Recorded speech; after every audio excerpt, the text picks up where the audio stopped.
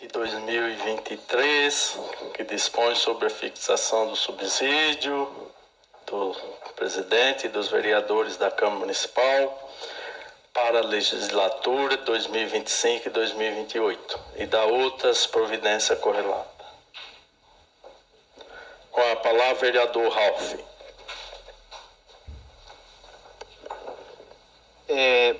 Presidente, peço também o tempo regimental, fazendo um favor.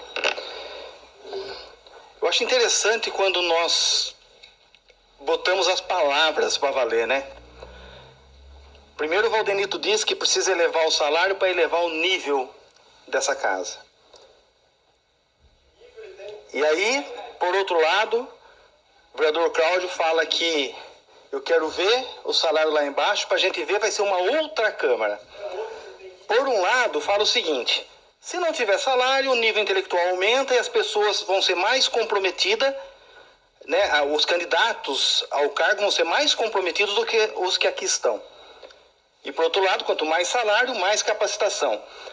Na verdade, você só vai capacitar melhor, você só vai refinar melhor o nível do político que se dispõe a concorrer a uma eleição a partir do maior investimento na educação. A formação na base, trabalhar o pertencimento da população naquilo que é dela, e aí nós vamos entender a responsabilidade que está revestida aqui no cargo de vereador, prefeito, vice, e os cargos que ocupam ou diretoria, ou coordenadoria, chefe de setor, ou até mesmo secretário que ainda não tem salário. Nós votamos o salário, nós votamos o cargo de secretaria aqui, a estruturação da prefeitura, pensando no quê?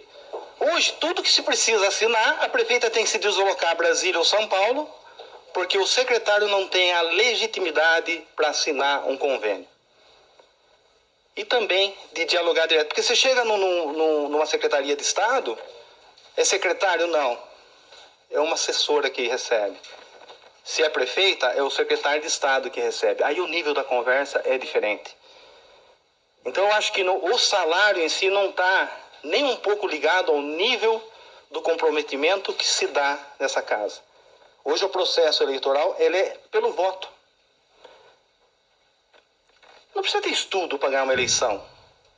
E também não precisa ter dinheiro e nem nível superior. Precisa entender a dor da população, seus anseios, seus desejos, se colocar como elo direto da população com as suas necessidades. E quando entra nessa casa, tem que dar conta do recado. Eu já ouvi vereador aqui nessa tribuna, nessa legislatura, dizer que essa é a pior Câmara de todos os tempos. Depende qual régua usa. A grande questão não é discutir o tamanho do salário, se é justo ou não é justo. Muitas vezes eu aqui como presidente de comissão de justiça e redação, às vezes eu ia citar aqui, eu ouvia cochichar no meu ouvido, agradece um por um dos membros da comissão, agradece um por um dos vereadores que votou o projeto. Mas aí quando tem um projeto dessa importância, que é a fixação do subsídio para a próxima legislatura, sim, não é para nós. Aí nós, bancada da situação, ficamos sabendo pela internet, pelos sites e notícias. E a função do parlamento? Que é falar, que é conversar, que é convencer, que é dialogar. É isso que muitas vezes está em discussão. Eu aprendi muito com esses cochichos no meu ouvido, que realmente nós temos que valorizar cada um dos 11 vereadores, que eu tenho que ir lá no fim da rua, que o povo está sofrendo porque não fechou-se a rua, em tempo de chuva os carros transitam com lama na rua, e quando a pessoa vai estacionar o carro dela na garagem, ela leva a lama para dentro de casa. E não é de se indignar uma dona de casa quando sofre esse tipo de situação? E como que eu sei disso?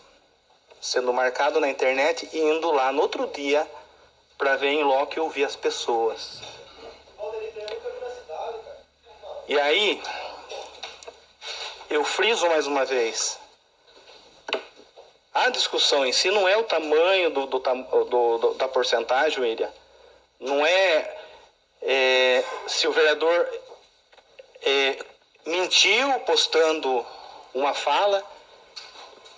Aqui da minha cadeira, eu pedi questão de ordem e falei para o presidente que eu gostaria que nós nivelássemos, que jamais um político tivesse aumento maior do que foi dado ao servidor, que está ali na ponta, às vezes ouvindo xingo no balcão, às vezes até fezes no pescoço porque entupiu um ponto de vistoria de esgoto lá, e aí sai o nome dele, porque ele fez hora extras, porque ele virou à noite, no meio das fezes, nossa, porque vai todo tipo de porcaria no esgoto que não deveria ser, urso de pelúcia, calça jeans, lata,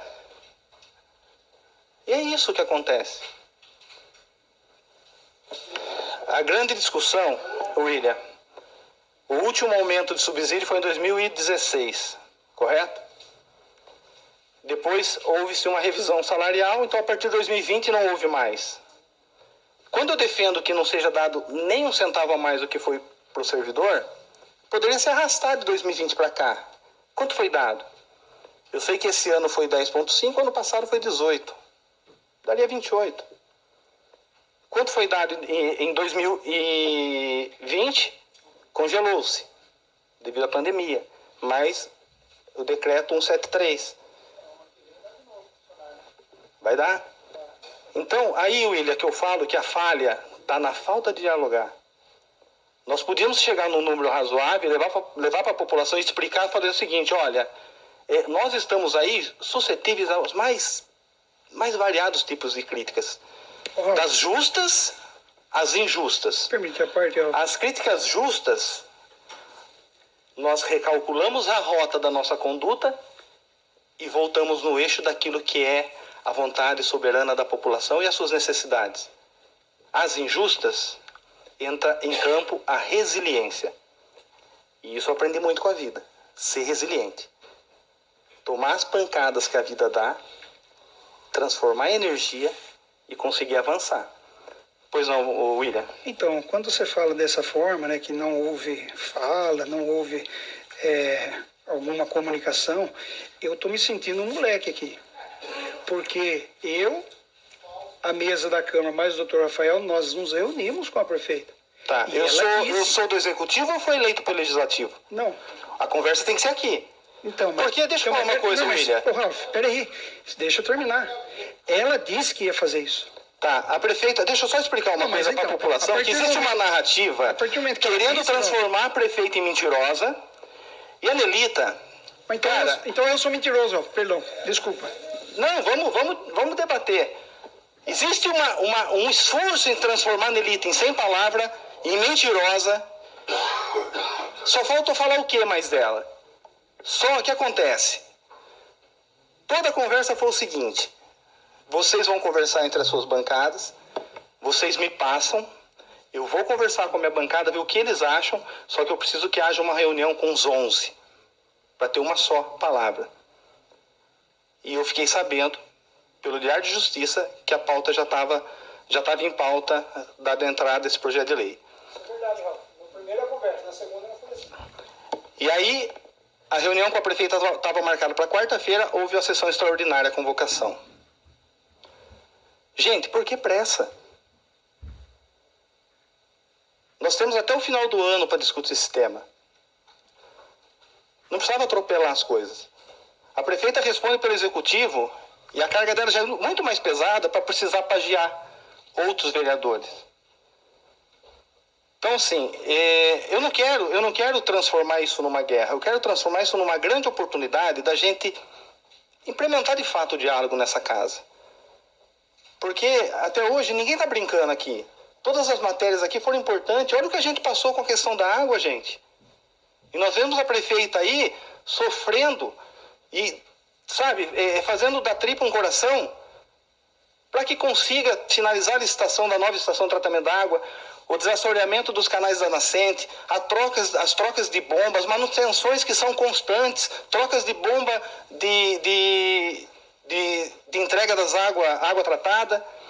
Então, assim, ninguém está brincando, nem nós, enquanto vereadores, estamos brincando, porque quando fomos acionados, muito rapidamente se discutiu aquela matéria, aprovou-se, deu o subsídio para a prefeita poder tocar à frente o projeto, e muito menos ela que não está de braço cruzado. Agora, a gente fala tanto, né? A Constituição, ela fala que os poderes são autônomos, né? Independentes e harmônicos. E aí, quando é hora da gente praticar a harmonia, é um tacando na costa do outro. E isso eu falo para mim também. Falo para mim, porque eu sou humano e às vezes eu erro também pela pressa, pela ansiedade de botar uma ideia minha em prática, William. Isso é natural, nós somos seres humanos. Só que eu falo que eu tenho aprendido muito. E nós poderíamos estar muito diferentes nessa discussão. Poderia muito bem a população chegar e falar o seguinte: olha, vocês merecem de fato. Qual é a forma que nós apresentamos? Porque eu vou fazer um paralelo de uma empresa que constrói casa e ele contrata o seu pedreiro e o seu ajudante. O pedreiro hoje não sai menos que R$200 por dia, um bom pedreiro, até mais. E um bom ajudante de R$80 a R$100 por dia. Se você calcular, de repente, o metro de assentamento de tijolo, que está em torno aí de uns R$36, R$40 o metro por dia, quanto esse profissional tem que assentar no dia para gerar lucro para o patrão e ele não ficar no prejuízo? Aqui é assim também. Quanto nós temos produzido para a cidade? Eu falo que numa viagem, a última que nós fizemos para Brasília, para uns pode ser luxo. O vereador pegou avião, foi para Brasília, ficou no hotel. Esteve lá eu, o Vitor, a Nelita, e o Silvio Sartori e o João Kreber do esporte. Primeira agenda lá no gabinete do senador Marcos Pontes, que é o astronauta. Semana retrasada ele ligou no telefone da prefeita dizendo: olha, prefeita, estamos liberando 500 mil para recapeamento. A segunda agenda foi no gabinete do deputado Miguel Lombardi, aqui de Limeira. Já está garantido 3 milhões e 400 para saneamento e infraestrutura, mais 1 milhão e 200 para saúde e mais 120 mil para as entidades. É o custo-benefício do político. E cada um dos vereadores aqui vai ter emenda para falar, para mostrar, para apresentar. E é isso que às vezes nós temos que apresentar para a população e dizer o seguinte: olha o que eu estou fazendo por você. E eu tenho certeza que a maioria que de repente votou na gente vai falar assim: poxa, você vale cada centavo. É nessa linha que nós temos que ir.